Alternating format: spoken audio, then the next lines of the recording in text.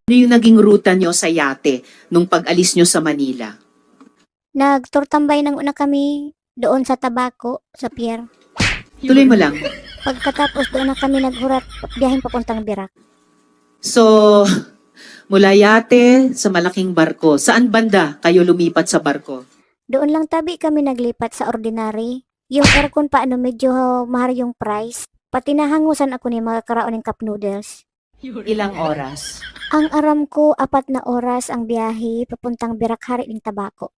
Pag adong ka na sa kalagitnaan ng dagat, may na doon yung signal. May na maka-tiktok. Minsan man pagkakasignal ga tiktok ako, yakuha ning amok ko yung akong cellphone. Anong nationality?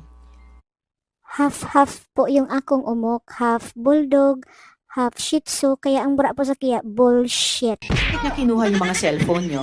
Yun pa tabi yung among usapan, Ano yung usapan? na bawal mag-tiktok sa public. Anong oras ba kayo umalis sa Manila na gabi?